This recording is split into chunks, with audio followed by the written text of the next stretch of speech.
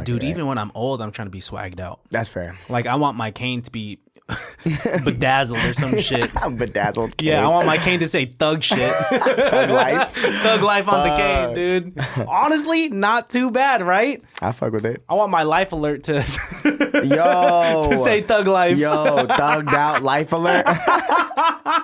We're bringing back life alerts, man. This guy died. He died from cardiac arrest, but he lived a thug life. out. Man. He was thugged out for sure. Yeah, thugged out, motherfucker. Yeah, I want to fall down a flight of steps like this. You know, when you know it's about to happen, when you know it's your last moment, you just got to hit the pose, man. Yeah. Oh no. And I was like, oh no. It can't be that bad, oh, it can't be that bad, oh, it can't be that bad, oh, it can't be that bad, oh, it can't be that bad. Dude, does your body run hot or cold? Cold. For real? Mainly, yeah. I That's get cold. nice, dude. Yeah. I'd rather be that because I'm just like always sweating.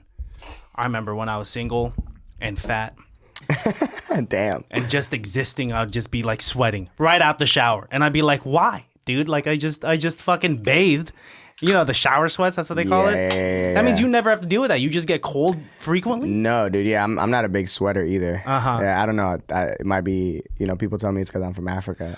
It could be that, dude. Yeah. I don't know, man. Oh, dude, but my folks are from, like, we're also near the equator, the Filipinos. Yeah. But maybe it's because I was born in San Francisco, so they're just like, I don't know. My mom's body understood that she was birthing me in cold ass weather. So just like, let's create this human that just fucking, I'm just like always shiny and like I'm always breathing out my mouth. I gotta fix something. Dude, I wish I wasn't so cold all the time. Like, me and my roommates fight over the AC all the time at the house and shit. Oh, dude, touching the thermostat is and it's right next to my room. So. Oh, so you have quick access. Yep. Dude, and you could gaslight them. You'd be like, I didn't touch that shit. Like, what are you talking about? You did that. Yeah, dude. And there's 3 of us, so it's perfect. I could just be like, oh yeah, the other guy did it. There's a 75% chance they're wrong. Exactly. I think that's the math. But, dude, I mean, it works out because you're in Sac. So if you're running cold, we were just talking about the weather in Sac. That shit. Yeah. I mean, you and Patty were trying to get me to move out to Sac real quick. It's just like everything we said about the weather. Forget about it. Yeah, forget about it. You can come. Damn, dude. Yeah, dude. Yoni, welcome to the podcast, man. Thanks, man. Thanks for having me. Thank you for coming through. Yeah, dude. I knew this eventually was going to happen when we met last year in December. Yeah. But like, timing is divine, and like now we're making it happen. Yeah, dude. I'm super happy to be here. Honestly, I love the Bay Area in general overall, and you guys have been so welcoming to me. So thanks. I mean, I'm trying. I'm just one person, but like I wish I was representative of the entire Bay Area. But I mean, I don't know. It feels like the thing I've noticed with the Bay is like everybody kind of does operate on each other's level as far as like everybody's like showing love and showing up to things. So at least to me, like it seems like everybody's just like the same as far as showing the amount of love they do. So I always I'm grateful when a group of people I just met like show a lot of love. You know? Oh, dude. I mean, like that's how it should be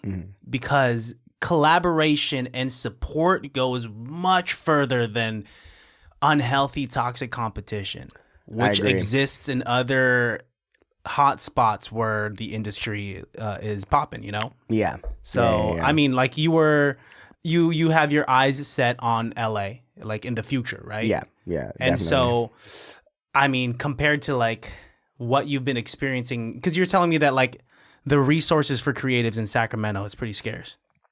Yeah, definitely. I think, like I was saying earlier, Sacramento is a great place to live.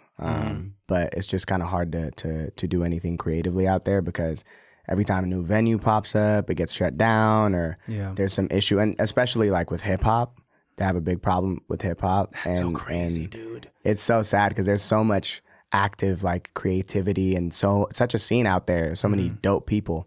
Dude, it's a great potential spot for a new creative hub. I mean, if you go downtown and you see all these drunk 20-year-olds just like stumbling, like they want to listen to some good music. Yeah. So they wanna why bump not? some Playboy dude? Cardi, man. Exactly. We were talking downstairs, just like, how come? Who's competing against this? Mangoes? Like, bro, yeah. Like what? It just doesn't make any sense. Like, yeah, I think the whole thing is again like the city really actively wants it to be a more like a suburb style kind of place rather than like a really poppin' metropolitan city. Damn. I don't know. I mean, I'm not gonna like go super deep into why I think that is, but I think it's more so just at least on the surface level, like they don't want like crime rising and stuff like that. So that makes sense. That makes sense. But at least you guys got an IKEA out there. I mean, that's West Side. Dude, I'm always jealous of any city that has an IKEA. Dude, you fuck with IKEA? I fuck with IKEA, dude. You could just go there and like pretend you're rich, you know? Yeah. You're just like, I'm a like pretend that this is my bedroom. I'm a chill here. I'm gonna pretend this is my light fixture. Yeah, and at the end of this, you could just get like a vegan hot dog for like The 75 cents. Dude, yeah. The meatballs? Have you seen that like some people have been performing in some IKEAs? Like No. Nump, like he? yeah, Nump, Darrell Medellin. I think like a lot of that like Filipino group was doing some pop-up events at an IKEA. That's lit. What the fuck? I never thought about that, but that's actually dope. I might have to borrow that idea respectfully. Go to the IKEA in West Sac, and maybe that's like what you should do because that won't bring crime. Like if you can't perform at a club in downtown or like Doko or something like that, be like, fuck it, I will take my services to IKEA. IKEA, fuck, dude. That's a good idea. I mean, have you been seeing the stuff that's been going on in like Seafood City as well? No? So you're familiar with Seafood City, right? No. Oh, dude, it's like Safeway, but Filipinos only type. Oh, thing. sure. Not Filipinos only. Like we accept all. Is that like a Bay Area thing, or is that like? Nah, it's everywhere, dude. Have it in dude. Sac? If it's not in Sac, there's like an Island Pacific, which is basically what Rayleigh's is to a Safeway. Oh, you know? wow. Okay, that makes sense. Anyway, this place is like recently turned into like a almost pseudo nightclub where they've been like having DJ lineups every single weekend. Dude, I might have seen clips of that. Dude. I think because I was like, why is everybody here at this like Walmart looking place and everybody's just turning up? Yeah, and it just looked like yeah. Which one is that? Daly City, which is basically the second Philippines. You know what I'm saying? Okay, yeah. Okay. I gotta go. I gotta check it out. How long you been living in Sac for? About 13, 14 years now. My math might be off. But yeah. And then you were born in Africa? I was born in East Africa, Eritrea. Okay. Yeah. How do you say it? Well, I don't know. I don't think there's like a dictionary definition of how to say it. But I think some people say Eritrea, some people say Eritrea. I say Eritrea, so I don't know. Dude, Eritrean people that I've come across throughout my entire life are the nicest people, the most beautiful people. Like the symmetry on Eritrean people, like I've just like my brother told me, he said like, oh, I typically always have crushes on Eritrean. Yeah, dude. I'm like, I get it. Me dude. too, bro. So you came here 13 years ago from there. Yeah. How old were you around that time? I think I was about 11 something or 12. Okay. Yeah. And then how was that transition from going there to like California? It was a big transition, man. Like I had to figure out everything from scratch. I didn't have any friends out here. I didn't have any like social circles. I think the biggest thing for me was like figuring out the culture because I spoke English already, and I was already like,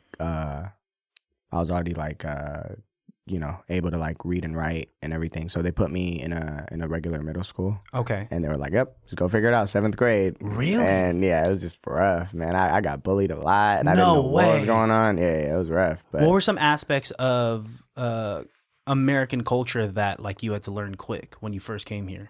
Yo Momma jokes. Damn. Sarcasm. So when they would tell you Yo Momma jokes, you'd be like, what about my mom? Like, you don't what are you even talking know about? my Like, mother. what are you? Yeah, I was like, how dare you? You don't even know my mother. Dude, they were doing Yo Momma joke. Dude, a Yo Momma joke in the 7th grade, you might as well just shoot me in the throat, man. Yeah. That shit hurts so bad. That shit was crazy. Okay, what else did you have to like become like privy to when you first came here? The way people kind of like, I mean, again, the culture, the way people like operate with each other, the way people speak. And I grew up watching movies. Okay. So I'd watch a lot of like American movies and I kind of like thought I figured everything out. What movies like, did you like? Dude, what are these examples? So many movies. We had this channel that was called NBC 12. Okay. And it would play American movies all the time. So I watched like everything Tom Cruise to like fucking what's that, like a bunch of Nicolas Cage, like you know, like I grew up watching a lot of like random movies, and then I came to America and I was like, oh, like I got to figure it out. And then it's like so far from what I thought it was. From like Top Gun. Yeah. You know? And like what, I was just like, I have no idea what these guys are saying. Like it's all like subculture and like, you know, like hella. People said hella a lot. And I was like, what the fuck is this? The first time you heard hella, were you confused? Yeah. I was like, what are you saying? Yeah. I was like, yeah, it's just one of those like, I don't know. America's also the size of a continent, so it's like, or half a continent. So it's like really big. Yeah, and it's like each state is like its own country. Yeah, right. Like that's basically what Europe is, except each state-sized country is just a country, right? Or at least each country in Europe, or a lot of the countries in Europe, are like the size of like an American state. Am I right? Or yeah, there's a lot that are that. Yeah. I mean, if you think about California already, I mean, you came from this place like overseas to one of the most poppin' states in the U.S., if not the most poppin' state, because the economy of California already is like, I don't know, 5 or 6 in the fucking world, dude. What a big change, right? Yeah. So you went to school. You were you experienced Yo Momma jokes. You were trying to make some like movie references, and it just wasn't happening. Did you music that came at post California, pre California? Yeah, in California, I think post California, because I started freestyling in high school. That's how I got into it, dude. Yeah. I mean, there is this subculture in the Bay Area or in California, or just like this subculture around that time, where you would just get like you would kick it with your homies and you would freestyle, dude. Yeah. Because I was part of that subculture. I'm kind of a square, but I love like. Put on a beat, I'm not gonna not bob my head. You gotta hop on that motherfucker. Yeah, I'm not gonna not think of some rhymes, you know.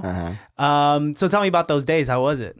Yeah, like I started freestyling with homies. It's just like, you know, as a fun way to just pass the time after school. And I used to go to this high school called Del Campo. Okay.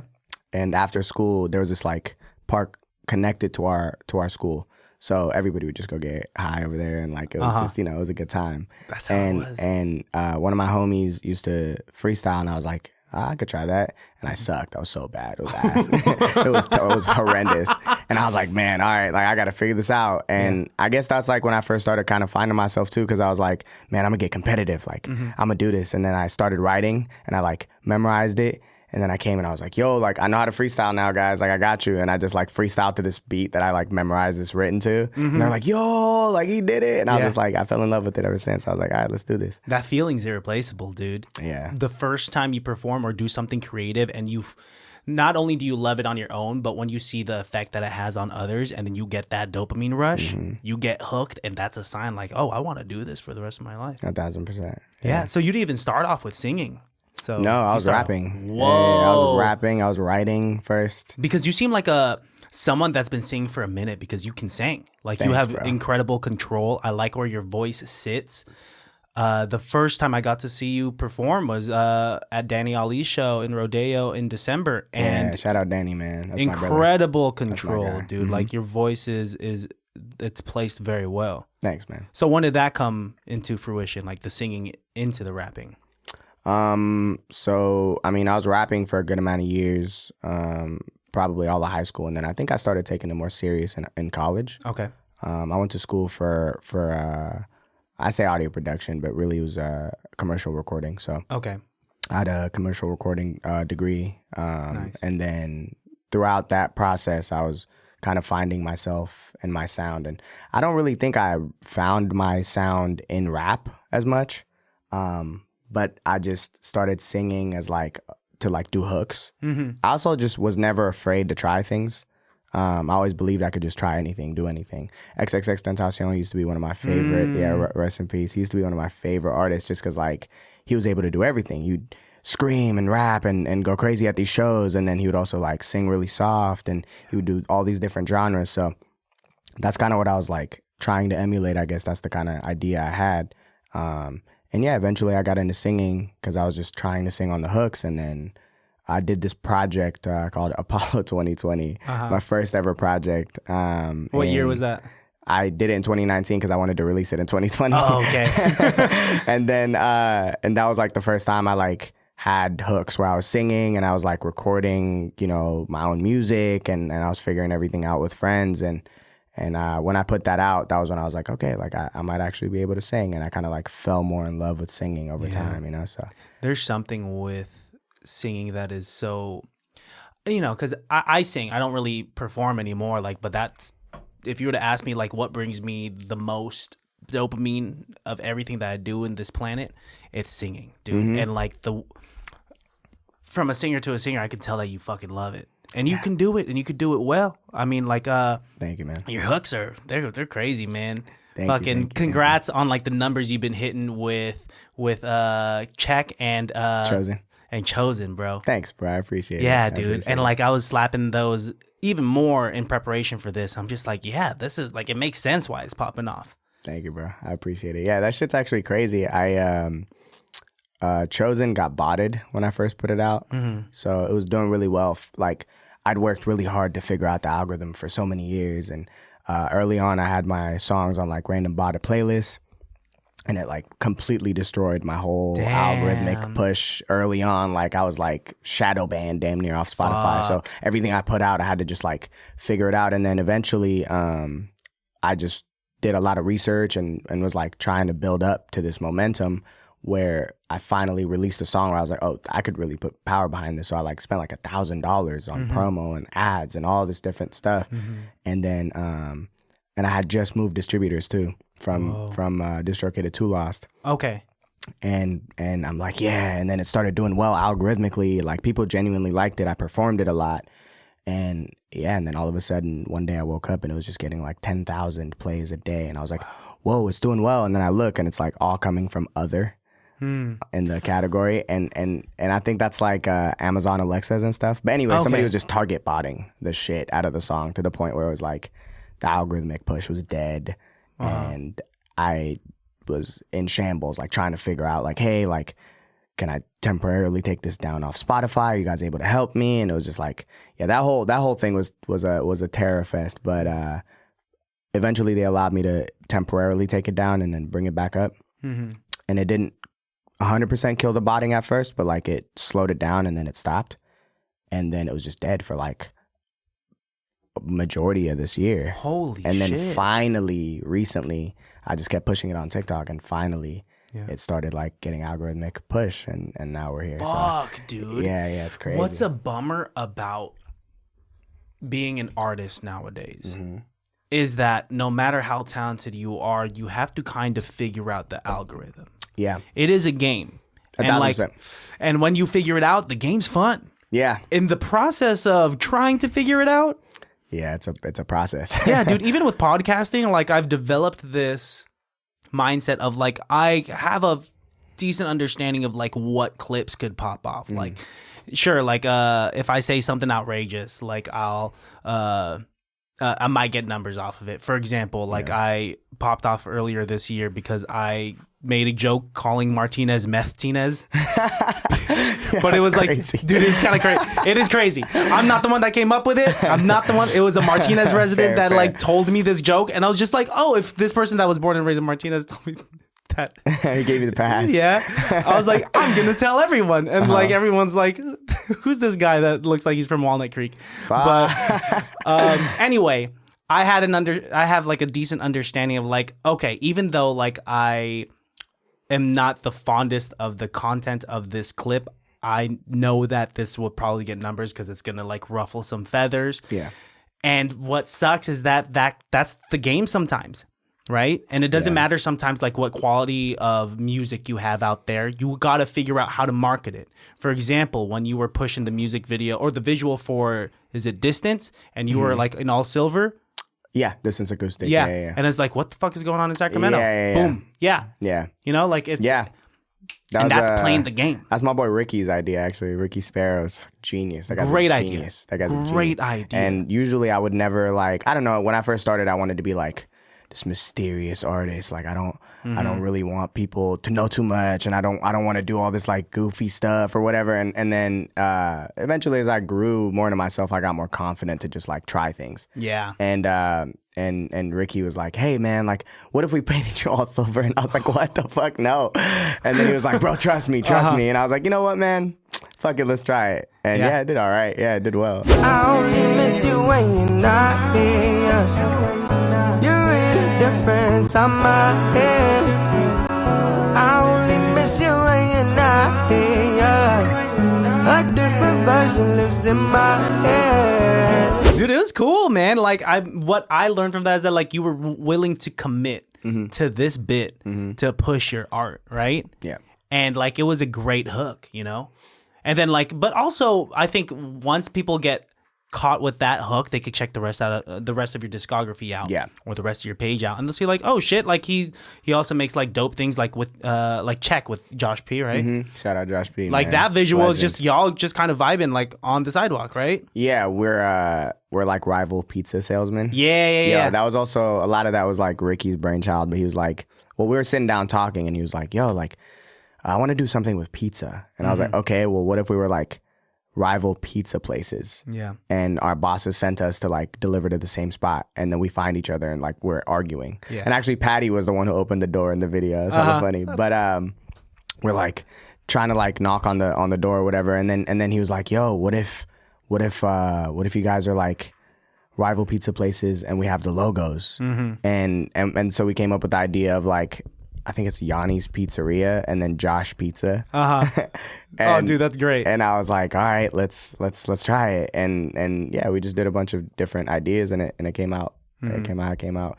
I was wearing like blue and he was wearing red, and like it was a whole like rivalry idea. And like, yeah. See, isn't it so cool? Like when you have this idea that starts off as nothing, this non-tangible thing in like your brain, and it starts off as a conversation, really, and then you see that shit after it's not even done editing, after it's recorded, and like you see the vision. Once the vision starts to fall into place, like that, I think is one of the most satisfying parts of being a creative, dude. I agree. Yeah, I couldn't agree more. Yeah, man. What's your favorite part about it? Of like just about being Yoni, about like being this this artist that is, you know, up and coming, dude? I mean, at least in the creative portion of the process, I enjoy like that high you get when you create something you really like. There's almost nothing like it, right? Yeah, dude. I mean, there's so many different like aspects of being an artist to appreciate, but that's definitely one of my favorite pieces. Like me and my boy Jorge made a song not that long ago, and it was just like came together right away, like naturally within like 30 minutes. We had the whole song done, and we're just like literally the whole next day, my brain was just buzzing with excitement. Yeah, like, you know what I mean? dude. So, it's heroin. yeah, dude, literally, it's straight up. It's like the healthiest heroin available. Dude, if there's anything I could suggest to heroin users, is please stop. And then like, dude, I don't know, pick up painting or something. go to a paint and sip or Please some stop. shit. If there's anything I gotta tell you, a heroin user, dude. Yeah, please fucking stop, dude. Because that feeling you can't get anywhere else. Maybe heroin, but Maybe heroin. You never know. no, dude. Like I've definitely have. With this podcast, it happens when I have like a dope ass conversation. I'm just feeling like I don't know, that buzz. I don't know what to call it. Yeah. It's, or after like singing a song, and I think the live aspect as a performer is one of my favorite aspects of it. I agree. Dude. Yeah, I agree. Like talk to me about what it feels like pre-performance, like right before you get on stage, being on stage, and then the feeling afterwards.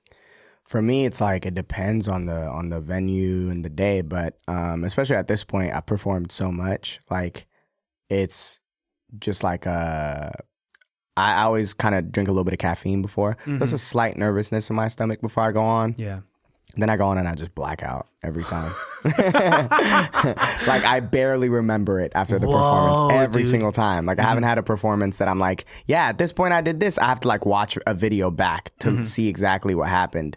And then half the time, like if I'm in my head during a performance, I usually am like a lot more critical on myself.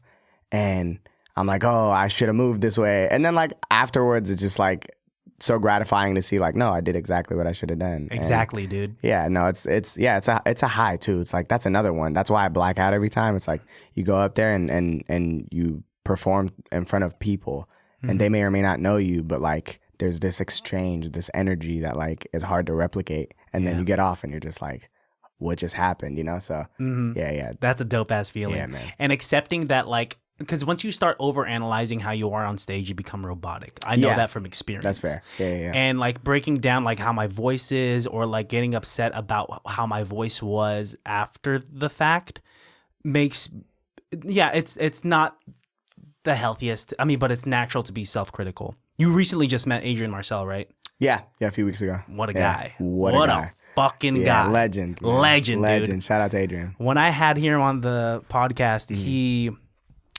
told me this thing that I've taken with me up until now. He said, like, yo, man, like, I've accepted that whatever my voice was during that performance or during that session is what it was meant to be. All imperfections and everything. It's just like, that's how I was that day, and that's how, because he was talking to me about his performance on the Radar, and he said that he had just like had a full day of like interviews and other shit in New York, and that he just gave it his all on the Radar, and he could like spend all his time like breaking down like how his session was, but he was just like, that's just how it was, and like that's the special part about it, is that every single time you perform, it's different, a little different than the other. That's a good point. That's crazy. That's good to take away. Damn, I didn't. Yeah. Because when you perform live, is it? Do you do something different than you do in the studio? Would you say? Like, there's obviously it's a different art form. Different inflections too. For sure, different inflections, different art form. Yeah, I mean, when I'm recording, I'm a lot more like methodic, where like I'm punching in and what I'm doing with this specific thing. With live, it's just like a part of a whole. You know what I mean? It's it's a continuous like thing. Like also it's also like always evolving. When you perform in front of people, you can involve them in it. And each new venue, each new relationship with the people, each new situation is gonna bring out a different energy. So dude. Yeah. It is kind of cool that you kind of just gotta figure it out depending where you're at, right? You don't always know if the sound's gonna be cool, so you're just like, okay, I gotta like compensate for that. Yeah. With like energy, with volume. But and the music truly is just a fraction of performance, dude. 1,000%. Like, how are you gonna be when you come out and like say? How do you get the energy up? Yep. What do you say to the people in between the songs? Yeah, I'm terrible at that. For real? What do you do? You're just knows. Like, that one was distance. Literally. No way. Patty knows. Every time I perform distance in my lineup, as of right now, I'll do distance, and then I do a song called Rooftop. Okay. And Rooftop is a little bit more high energy than distance, right? Rooftop, the one that you came out with in 2020, yeah? Yeah. A minute. But I love performing it now. It's like really fun, especially when I'm performing it with my band. Yeah, shout out to the band. Dude, dope to have a band. Thanks. Yeah. But yeah, whenever I'm performing it, I always introduce it as like, hey guys, next one's called Rooftop. It has nothing to do with the rooftops, but you know. But there's charm with that, you know exactly. Bit of, like, awkward, nervous energy, kind of funny, like. I mean, but also if you're playing that like mysterious role-ish, that's kind of your thing. It's just like, that guys was distance. Usually, it's a fully produced song, but I did the acoustic version today. And then like you just move on, and like that's cool as hell. Thanks. But like a guy like me who is not mysterious, it'd be kind of odd if I just sang a song and I was just like, and I was super quiet in between and then moved on. But it works for you, dude. You are kind of mysterious. You think so? Yeah, I for a minute I didn't know how to read you. Yeah. Okay. Yeah, I mean, I think a part of it is maybe how I dress, at least from what people have told me. Ooh. It's like, even what Danny said the other day, actually, he was like, yeah, man, when I met you at Best in the Bay, like, you went up there and I had no clue if I was like, he's going to be up there rapping and shit. And then you started singing. It's like, I don't know. I mean, it's just all natural to me. I don't really, like, I think about a lot of things and like how I'm going to approach things. But like, as far as like how I dress and how I come off to other people, I still never know. Yeah. Well, because you're in the thick of it. You're you. That's why. From like a outsider looking in, it could be like you got that swagger with you too. You walk you got this walk where like it's very confident. Like I don't know how to do it. When I walk, it looks like I have a wedgie, you know? Nah, man. That's hella funny. Yeah, dude. It's really refreshing to find some male singers in the community. Yeah. 'Cause there are a lot of dope rappers in the Bay. That's true. In this area, in the Sac area too. But it's much more rare to find a male singer, you know? And you could do both. Obviously, you could spit, but like I think what kind of gives you that edge that, you know, between when a booker is trying to figure out their lineup, they'll be like, oh, but this guy sings, you know, can sing as well as rap, you know? So that's really refreshing, dude. Thanks, man. I mean, I think a big part of it is like when it comes to the singing aspect of things, I realized, especially in SAC, because of the way they've kind of like gate-kept anything rap from getting into venues, I also realized early on, oh, okay, singing can help me grow in the city. And it has. You know, I was able to get into So Far Sounds, which, shout out So Far Sounds. I was able to get a lot of shows through them.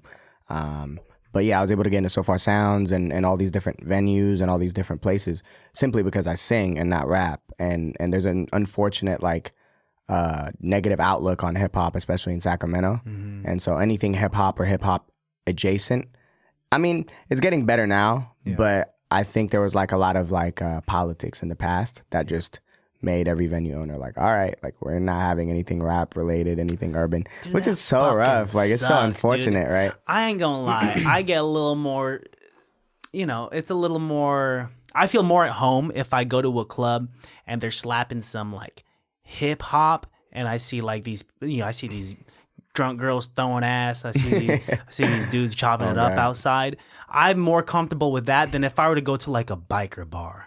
And it was all just like Avenged Sevenfold and like maybe I'm just scared of Death Punch and shit. Yeah, I don't know if that's what Sacramento wants, dude. Damn near, dude. Yeah, I mean, damn like near. I'm fine with it all, but dude, like you can't associate hip hop and rap with crime, and I think that's like what some like it's an unfortunate reality. Old folks do, dude. Like I don't know. My mom, whenever I'm playing rap, she's just like, turn that F off. F this, F that, turn that F off. Oh, man. Yeah, and I'm just like... immigrant parents, man. Dude, straight up, man. It's just... I know, my mom still doesn't know what this podcast is. She's like, how's your vlog? Oh man, that's fire! I love that. How's your vlog going? How's your vlog going? Dude, and like, I love Mom, that. it's not that. Okay, how's your broadcast? Dude, I don't think they've broadcasted since like World War II, dude. Oh my god. Yeah. Okay. So like, how does your with music? Because music is a very when it comes to creatives, like. With my Asian parents, they wanted me to like go get my degree. They want me to do math, you know? Yeah. Classic. Yeah. So you doing music? How does your family? How did they feel about that when you pursued it at first? I think, I've been doing music now in one way or another for the better part of the past like 10 years. So it's been a part of my life in a lot of ways for a long time. But I'll always be grateful that like my dad, as opposed to most immigrant dads would be, has been so supportive towards me since the beginning. Dope. He always believed in me. So shout out my dad, man. Wouldn't be here without him, literally and figuratively. Yeah, dude. But I get a lot of support from my dad. My mom's passive. She doesn't really care. As long as I'm happy, she doesn't really care. So it worked out.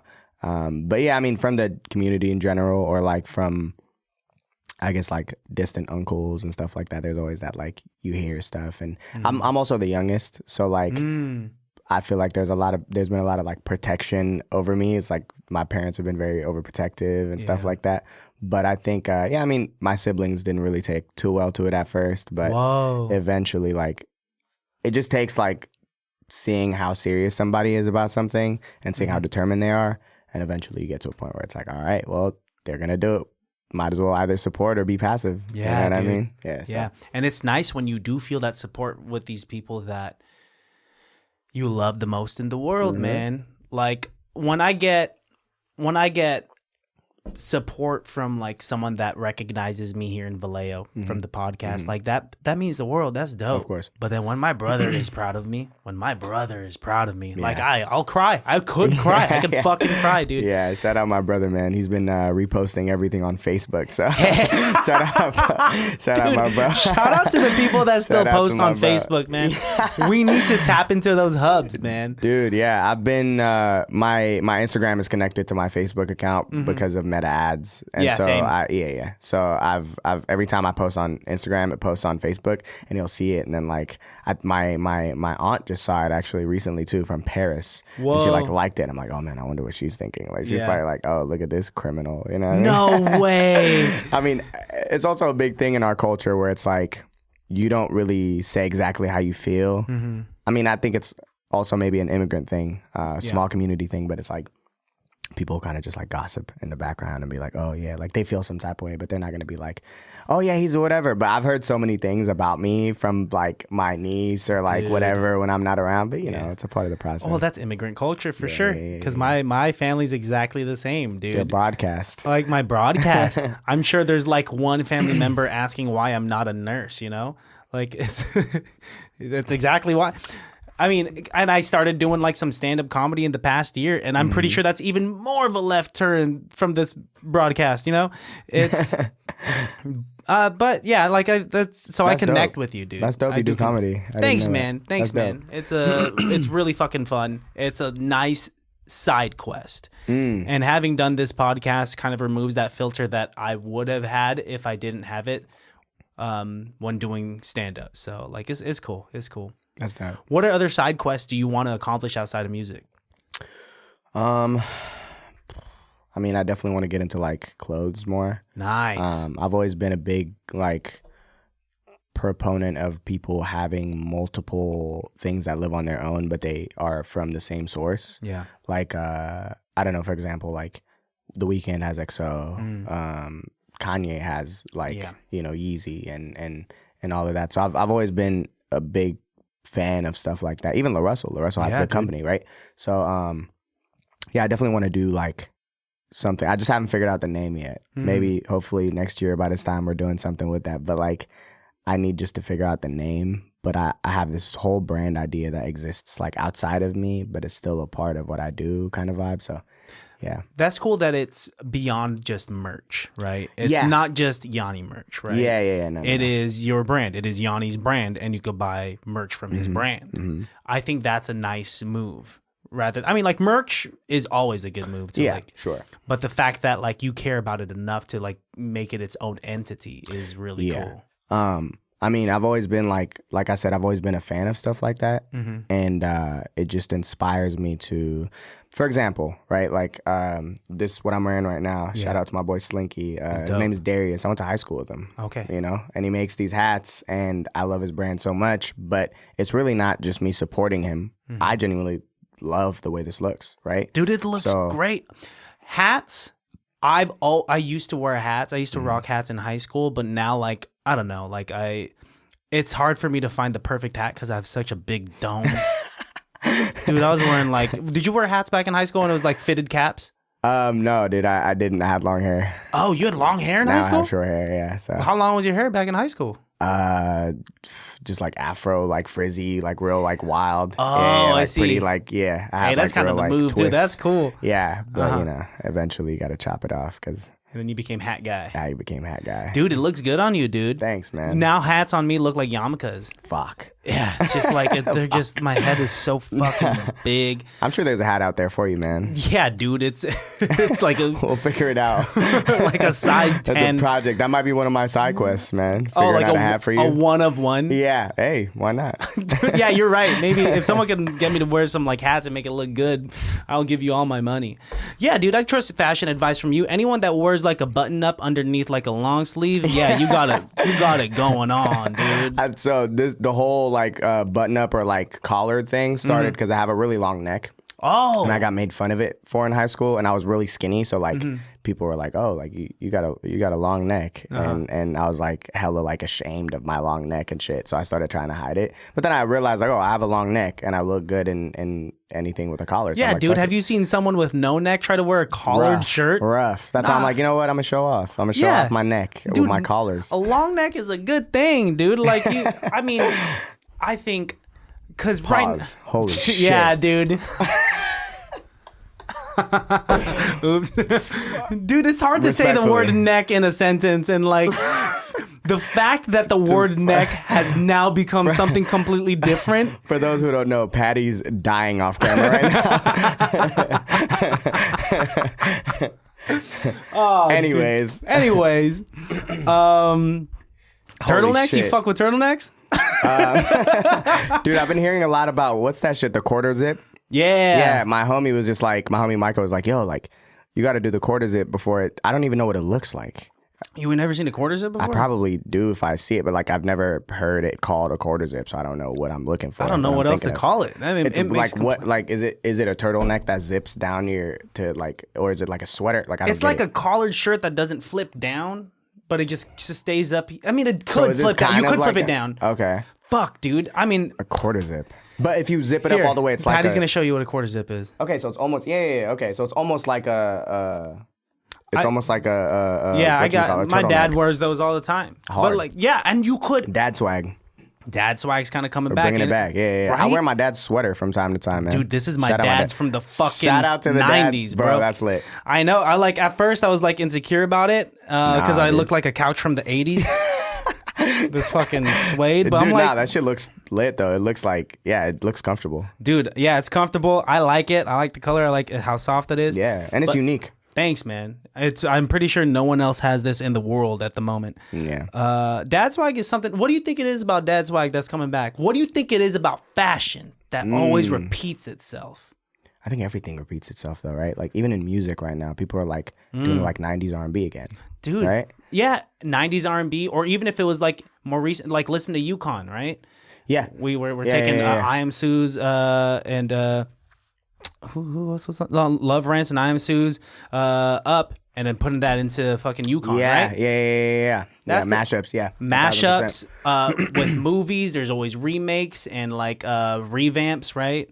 Yeah, even the obsession of like, which I'm a part of, in videography with like using like LUTs that look like they were like, you know, film cams and stuff like that. You know what I mean? Or dude. like even in video where give me the name, tape cams. Oh, like and like VHS is making a huge comeback. It's been for the past however many years. Suki and them just been like running around with the fucking VHS camera, and that shit's looking so dope.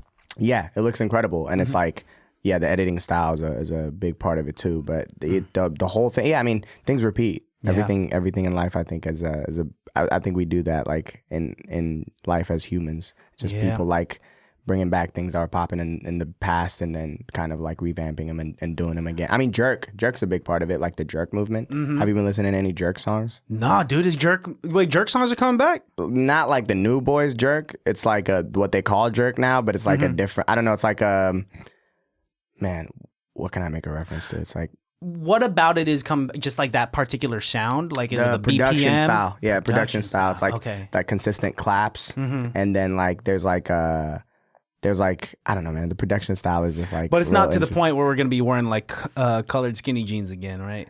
Dude, you never know. I think skinny jeans are gonna. Here's my theory. Okay, skinny jeans are gonna make a comeback. Fuck, dude. The same way baggy pants made a comeback, and now skinny jeans are out. Give it like 8 years. Skinny jeans are gonna make a comeback. Dude, it's hard for me to fucking keep up. I'm just be rocking a fucking white tee and sweats all day because I can't ever like the month that I buy baggy pants, I find out the next month that they're gonna be out. I mean, like, it's kind of dude. It's I'm trying to keep up with these trends because I'm feeling like a motherfucking boomer, like trying to be like, dude. Yeah, it's a big part of like having to be constantly aware of what's going on. Like I find myself now looking at TikTok and like there's like a super niche trend going on. I'm like, I kind of like want to know about it. But at the same time, I think we're all destined to grow old and not know about shit in the future. So whatever. Oh, dude, even when I'm old, I'm trying to be swagged out. That's fair. Like I want my cane to be bedazzled or some shit. Bedazzled cane. Yeah, I want my cane to say thug shit. Thug life. Thug life on the cane, dude. Honestly, not too bad, right? I fuck with it. I want my life alert to Yo. to say thug life. Yo, thugged out life alert. We're bringing back life alerts, Yeah, man. this guy died. He died from cardiac arrest, but he lived a thug life. out. Man. He was thugged out for sure. Yeah, thugged out, motherfucker. Yeah, I want to fall down a flight of steps like this. You know, when you know it's about to happen, when you know it's your last moment, you just got to hit the pose, man. Yeah. Oh no. And I was like, oh no. My biggest fear in life is someone finding me dead and looking stupid, you know? I ain't trying to like, I feel bad for people that like die in the shower because they're dead and naked. Fuck. And like when I'm That's 85, crazy. my flaccid penis ain't gonna look great. My flaccid Asian penis is not gonna be like, you know, the first person that walks in. Fuck. And then you can't touch the body because it's a crime scene, Yeah, maybe. Yeah. So And you gotta the- let it like, be naked and just rest there for hella long while they're trying to figure out what happened. Yeah. That's fucked up. Now I man. got 9 FBI agents looking at my dead flaccid penis. With caution tape all around. That's gotta go viral. My flaccid what? Yo. Holy shit. It's Fuck. like, yeah, what biggest fear? Dying Did you say naked, my bro. flaccid My what? dead flaccid penis. Oh my god, bro. Holy shit. That's yeah, man. That's an image I did not need in my head today, man. Fuck. Oh shit, dude. Yeah, my bad. I should say flaccid a lot less in a year, man. That's like probably like Is that like one of your favorite words? probably like MySpace top 8 Fuck. favorite I words, fuck man. with that. I don't Shout out know. to It's that. a funny one. It's so funny. Funny one. Yeah, I've been doing the fa a lot lately. You've been doing Like I've been doing like sound effects. Sometimes I speak in memes. Yeah, so like the fa every time I hear some funny shit, we're like fa. Dude, do you ever? I was talking to Danny about this. Mm-hmm. You ever think about like the, you know, with slang trends that come and go? Do you ever like remember the first time you say a certain word? You know, remember like when people were starting to say fire? Do you remember the first time you Yeah. said that's fire? Like, Dude. if there's almost like a buildup of anticipation, like I'm gonna try this word out. If it I'ma doesn't try- sound natural, It might land, it might not. it might not. Yeah. A few things. Like I remember the first time I heard somebody say "What's good." Ooh. I thought that shit was so sauce. I was like, okay, yeah, I'll fuck with that. I was like, I'm gonna start using that. Like, all right. And then I just started saying "What's good" and it worked. And I was like, Dude, yep. you gotta pair the what's good with the with one of these. Yo, what's good? Oh, what's good, man? How you doing? My Crazy. bad, dude. Yoni. Dude, Yoni fucks. That's crazy. Yeah, the what's good? What's good is a good one. Yeah, I'm trying to remember. Patty's dying off screen right Dude, now. type man. shit. I was talking to Danny about this. The first time people said type shit. Type shit. Type shit. And then type. people, yeah. And then it turned into type. turns type. Type. Or like type. Dude. I was just talking about this with somebody earlier today or some shit. Oh, it was at work, yeah. Yeah. And this lady was like, "Yeah, you got me saying type shit." And I was like, "Really?" You and got she was her like, saying it. yeah, because I say it so much. It was like, What is she, 85? no. Dying on life alert like this? Life alert. Yo, type shit. Type shit. Type shit. Type shit. What were her dying words? And then like, what's good? What's good? Dude, this stands for what's good, bro. Yo, It's the W, yeah. Yeah. Fuck. We send that in stone now. Dude, yeah. Yeah, people that say just now it's type or they say type shit twice. When you say it twice and lock that shit in, you're just like, for Type real. shit. Type shit. Yeah, oh dude. God. There needs to be like a Bay Area encyclopedia of all the slang. Yeah. One of my favorite ones, my boy Dom will love this. He's my producer. Yeah. It's on my mama.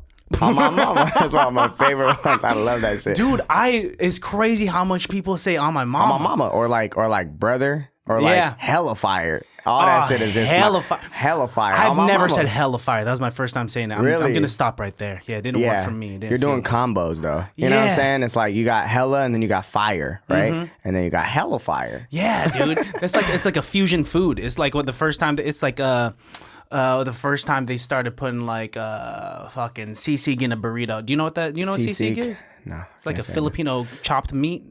It's like anyway, Pause, but that sounds fire. Yeah, they took Filipino protein and they put it in like in a Mexican apparatus, and then now you got a Mexipino food, you know? Mexipino. Yeah. What the fuck? I never heard that word before. Really? Ever. Yeah. Dude, Filipinos and Mexicans been fucking since ever since the conquistadors, man. Dude, that's okay. Bet Mexipino, man. Shout out to the Mexipinos. Dude, they all Yeah, exist because yeah. we're just different fonts of the same ethnicity. You know, I see it though. Like I see a lot of it. Like I see a lot of Filipinos and Mexicans coexisting in culture and in this, like especially in the Bay Area. I see I have a lot of homies who like have like cultural similarities. Yeah. And I'm like, oh shit, I Makes fuck with sense, that. dude. Yeah. Well, I mean, I've talked about this before, but think about like Mexicans and Filipinos. Everyone has 9 brothers and sisters.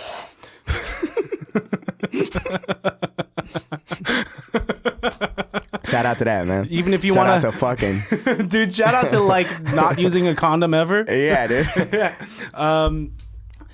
On top of that, like even if you want to leave home at the age of 18, your dad makes you stay till you're like 32. Yeah. Shout out to living with your parents Shout out for to a long time, bro. Yeah, man.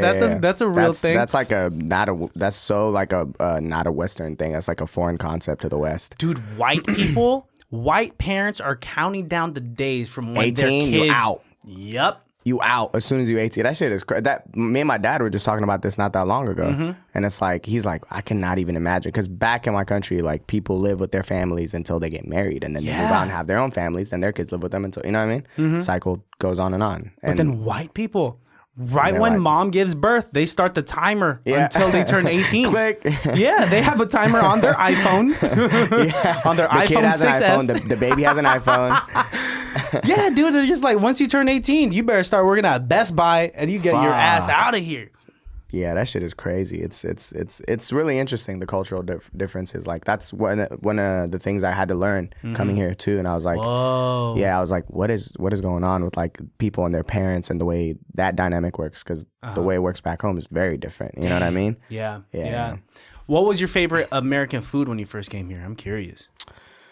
Well, that's a good one. I mean, now it's one of my favorites is sushi, but I'm trying to remember if that was like. What's your favorite American food?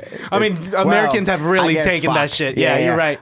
I mean, also, ever since coming to America, in my brain, a lot of things are American, even though they're not. Yeah. Like, even though certain things are like Japanese or whatever. Well, because America takes everything. Yeah. That's what shit. it is, Type man. shit. Hey, type shit. Fuck, dude. You know what I'm saying? Type shit. Type Hella fire. shit, man. But now it's sushi, but I think when I first came here, probably burgers. I probably was fucking with burgers. Whoa, yeah, dude. Big burger. I'm not gonna. I was about to say burger. I was a big burger connoisseur. Oh, dude, yeah, man. Same here. A lot of people thought I was born in the Philippines, even though I was born in San Francisco. I give off, like, there's something about my pheromones that still give off. Manila. Shit. Yeah, dude. I don't know exactly what it is. Have you been? No, dude. No. That's the crazy You part. got to. Yeah, I I've would never been, love but, to. Have you visited my Eritrea? country? No. A lot of politics involved with that, so see. I mean, it's not that crazy. Technically, I could. I'm just. I don't know. I think I'm just waiting until I feel like I've done everything I need to do here to go back. Which sounds kind of silly, but No, if it's a complicated situation, I mean, let's keep it simple. We could stay home. Facts. Yeah. I'm like, I'll go to Europe, man. You know Also, what I mean? flight tickets are expensive, man. Yeah, it's like $1,500 to go to Africa. I'm trying to go to Japan though. For real? Yeah, hell you like yeah. Japanese culture? Love Japan. I'm a big anime head. Are you? Yeah, Let's big talk anime about head. it. Okay. What favorite animes? Man, I'm on camera. What? Nothing crazy, but Okay. like Mushoku Tensei is like one of my favorite Is ones. that a deep cut? I don't know what that is. I think you're It's- a bigger anime head than me, man. It's like it's about like you know the subgenre isekai. No, you're gonna have to put me on game with this. Okay, What is So isekai? it's like transported to another world, and it's like a whole subgenre. So it's like somebody dies, and then they become like an ultra powerful whatever in another world, kind of thing. Like their consciousness travels to a different universe. Whoa, that's where a whole all that shit's- subgenre? Yeah, it's a whole anime? subgenre. Yeah. It's Damn. like it's always like built like a video game, so it's like MMO style. So So- you get like stats and powers, and over time you like Solo level up leveling and shit. is Solo one. leveling is even though that one is the source material for that one is Korean.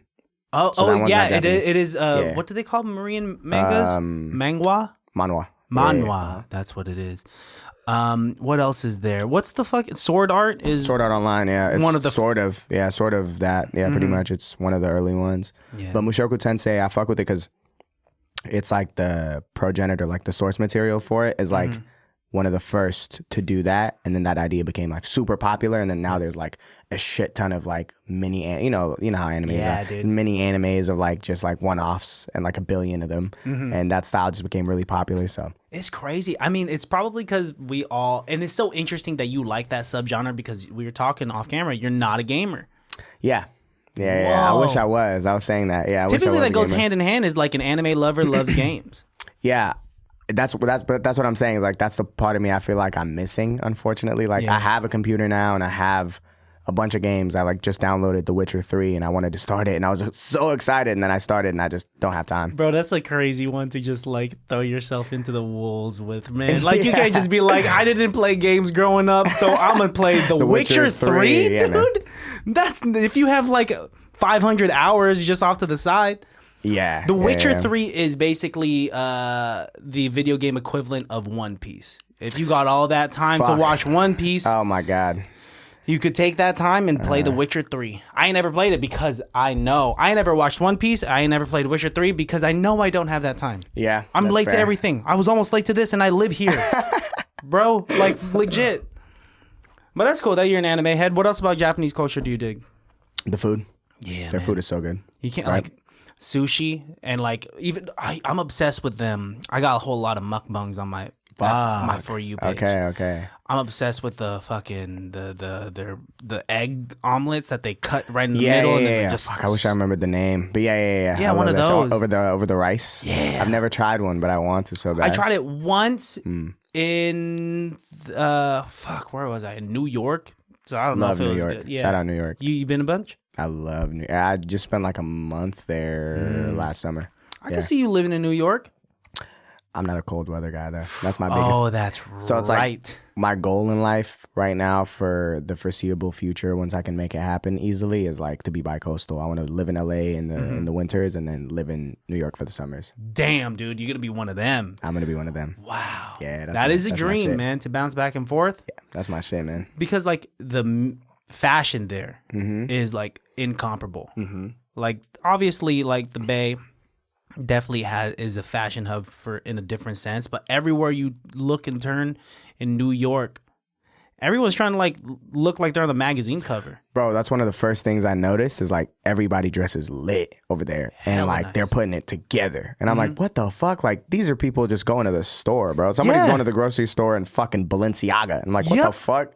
Like that's lit. I fuck with that. It is kind of cool that they're putting their best foot forward with wherever they're going. I mean, because I'm pretty sure they could tell you're from California when you go there or nah. You kind of blend in pretty easy, huh? That's a good question. I don't know. I've gotten both, I think, over there. Yeah, people. I mean, I think also a big part of it is a lot of people in New York who are outside, who go outside, aren't from New York. There's a lot of New Yorkers living in New York who weren't born and raised in New York. There's a lot of people who go there for like business, music, whatever. So if you're in these specific places, you end up in a group of other people who are not from New York, who've just been living in New York for a little. So it's kind of hard to tell, right? Yeah. Because when I went, my homie who was living there for a minute was telling me that I look like a fish out of water. That's crazy. Because first of all, I forgot to pack all of my denim. Fuck. So I was in... Denim's a big part of New York. Bro, I was in I learned that the basketball hard shorts, way. man. You can't be walking around in basketball shorts if you're not playing basketball. Oh my God. And it gets so hot in the summer. It gets hella And they'll hot. still like just put on like hella clothes and they'll just come out. Like, Dude, they don't they'll give a fuck. rock a black turtleneck chain and 1000%. like a tan Sweating. jacket. Sweating their ass off on the train in the humid heat and Yeah, it's dude. looking fly while doing it. Beauty Crazy. is pain for them, you know? They're really... I respect it. Also, too. I listen to every fucking walk sign. You know? You're supposed... If you live in New York and you're a New Yorker, you're just supposed to be like...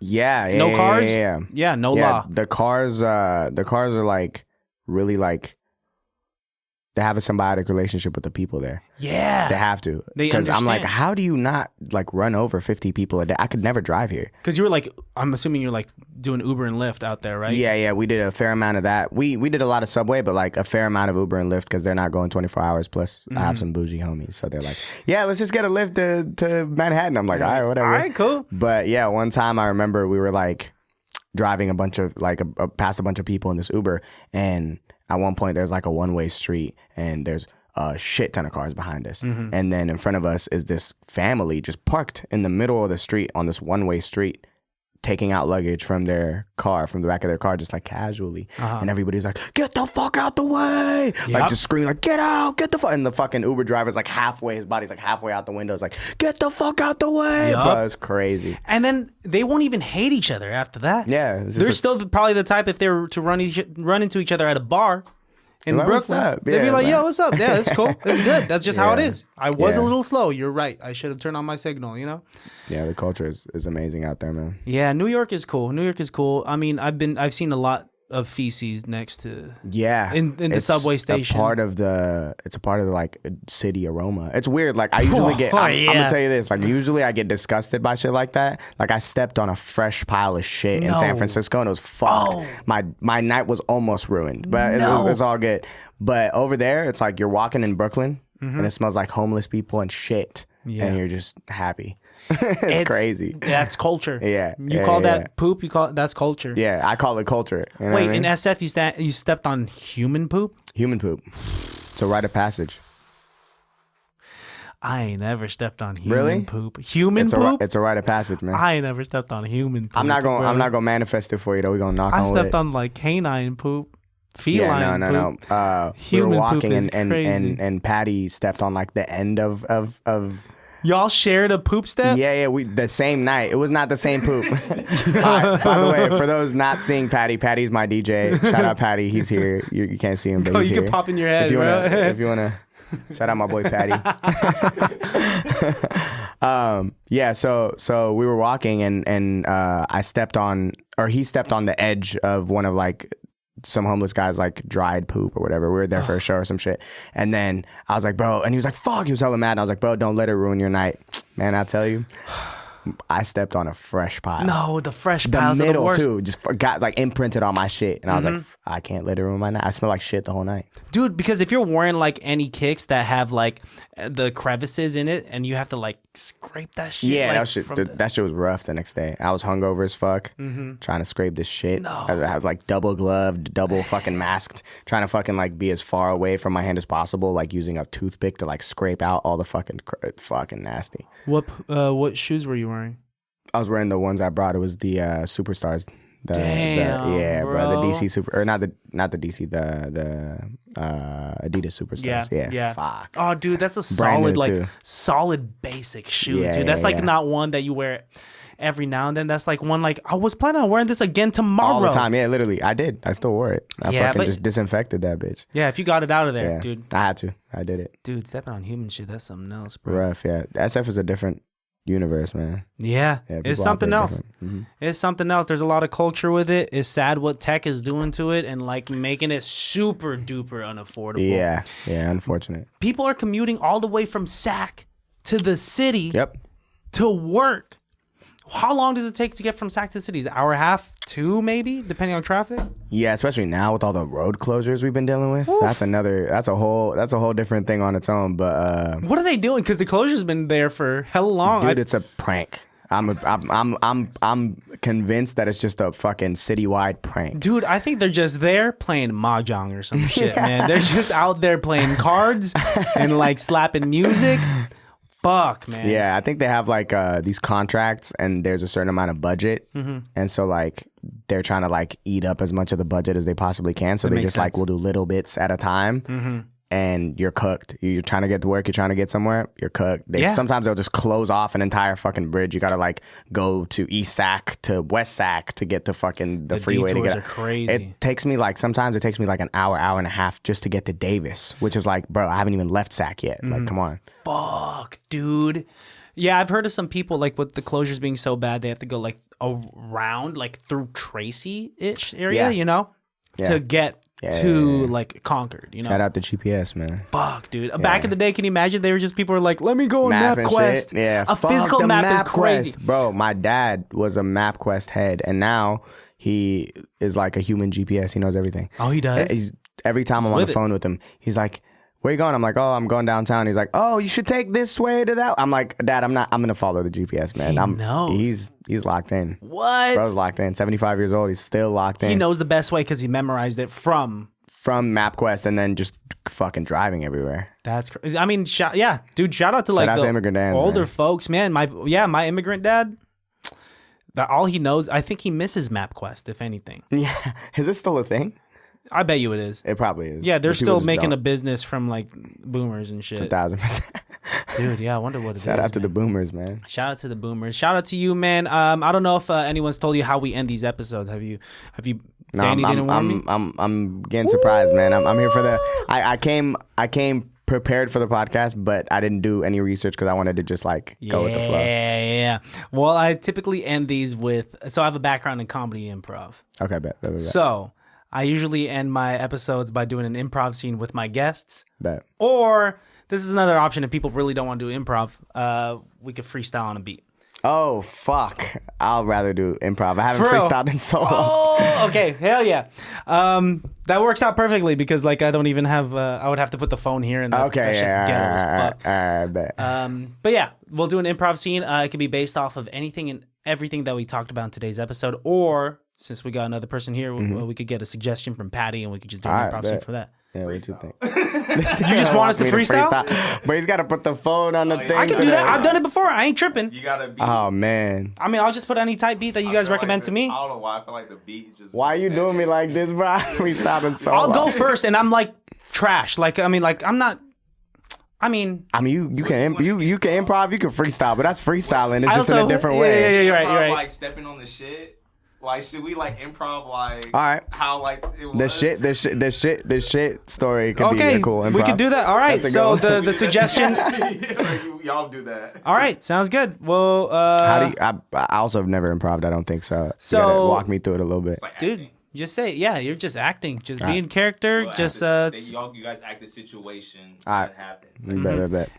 And I guess like a rule of thumb is like don't try not to say no. So like if your fellow improviser presents an idea, okay. Like if you were to say like, yo man, I just got this purple sweater, I'd be like, that shit ain't purple, that's green.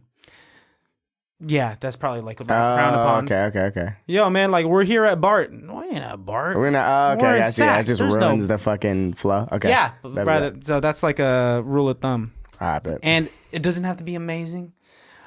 It's off the top of the dome. Okay, bet. But it is kind of cool to just like do it with people. Like I've done it with I did it with Cool John. I did it with Lil Russell. I did it with. Just imagine I'm doing it with someone like Bet. the dopest people here. Let's do it. Without further ado, baddies, it can't be that bad. Fuck, what the fuck is that smell? Oh my, Jesus Christ. What's going on? You good, bro? Dude, do you not smell that? Wait, hold on. Let me get closer. Oh, what the Yo. fuck? Yeah, what? Is that you? Dude, yeah, bro. What? I don't lie. I stepped on shit earlier. Clean it out. I see it. You didn't even try to clean it. I mean, we on a night out, bro. When am I gonna clean it? You know what I'm saying? Water exists here. We could go to a faucet. You could go to a bathroom. At least wash that shit. I will buy you a new pair of shoes. I just didn't want to be an inconvenience, man. I'm just trying to be a part of the. You know, I was Yoni, trying to. We about to go to the club. We're about to go to the club right now. They won't be able to tell, bro. We're gonna get drunk. Everybody's gonna be drunk. How are they gonna know? Dude, just because you're drunk doesn't mean that your smelling senses just go down. I mean, if you smell it enough, you won't smell it no more, man. I don't smell it. How often do you step in shit to not be able to smell shit anymore? Not often enough. How long has that shit been on your foot? Maybe like 2 hours. 2 hours? Yanni, that's 120 minutes. And you just been going around from bar to bar? I mean, no one's complained yet until now. I'm complaining. Yes, if you are trying to get a honey out there, if I'm trying to wingman for you tonight, we got to get that shit off your foot. All right, man. We can go get the shit off the foot. What are you suggesting? I ain't got no water. Fine, I guess we'll go to I guess we'll just go into Tiger. Okay. And then we'll try to get you a lady. Oh, bro, I think you just stepped in shit too. Hold on. Ah, fuck, man. Hey, it's all good, man. Don't let it ruin your night. My night was already kind of ruined when you came up to me with your shitty shoe. Dude, we could have survived tonight if one of us didn't smell like shit. Now both of us smell like shit. Bro, we could be the shitty boys. I ain't gonna tap you up on that, bro. I ain't gonna... Fine. All right. Cut to the inside of Tiger. All right. A club in downtown Sac. And Yoni's trying to chop it up with the girl. 1 AMF. 1 AMF. 1 AMF. What's it stand for? Adios, motherfucker. Hypnotic. What's your well? What's your well? What's your well?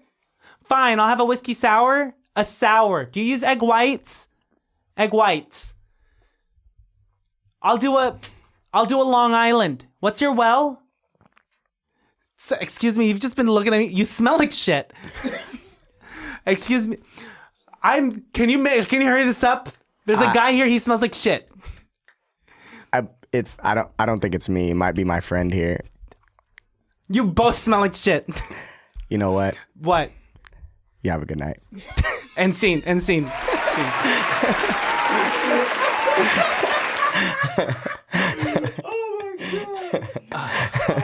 Dude, that was great. That was pretty solid. That was actually. fun as fuck. First time dude. doing improv. Thank you. Thank you, Dude, man. yeah, you straight up just you got to roll with the punches, and that's what makes a good improv scene. Facts. It doesn't matter how silly it gets, how outrageous it gets, but we have to fully believe we're in that world. Dude, you made me fully believe you were just ordering adios, motherfucker. Dude, how many times have you seen like a drunk white girl try to order an AMF? I didn't even know they had egg whites and adios. He just taught me something That's new. in a whiskey sour. Oh, okay. I only know that because my girl orders that all the time. That's so funny. They put an egg white in there, but yeah, an AMF. I've seen a drunk white girl order an AMF hella loud in a loud ass bar and not be heard too many times. Fuck.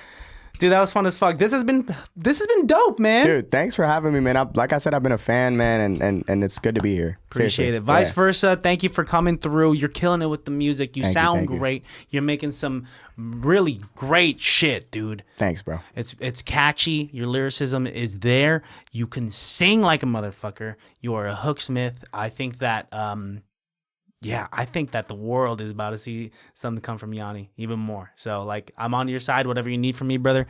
Hella fire. I'm a mama. Oh, fuck. That shit. Yeah, I got you, man. So thank you for pulling up and keep creating good music. I can't wait to see you perform live the next time you got a live performance. I'm hoping I can be able to pull up. I got you, man. But until next time, because there will be a next time, before we get out of here, can you look into the barrel of your camera and leave my listeners with the phrase of saying a piece of advice that reminds them that it can't be that bad? You could be on a night out and you step on shit and then you see somebody with no legs.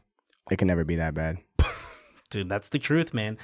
Be grateful for your legs. Baddies, you guys know where to find me. You guys know where to find the podcast because you're already here. Patty, did you want to say something to the mic real quick for the listeners? A phrase of saying, a piece of advice that reminds them that it can't be that bad. Everything always works out then. The universe is your oyster. Smile more. Laugh more. Call that person first. Ask that girl out. Ask that nigga out. If you get rejected, that's a part of life. Mean It comes out 9 p.m. Oh, yeah. Mean It featuring Ned Curry coming out 9 p.m. tonight. This is not coming out tonight, but, still. Just had to put it in there. But by the time this podcast comes out, go slap that shit. It'll be out. And follow Yoni on all platforms. I am the Yoni. I am the Yoni, right? I am the Yoni. IAMTHEYONI. Hell yeah. All right. Till next time, man. Thanks. All right. Peace, love, and bye. Can't be that bad, oh, it can't be that bad, oh, it can't be that bad, oh, it can't be that bad, oh, it can't be that bad.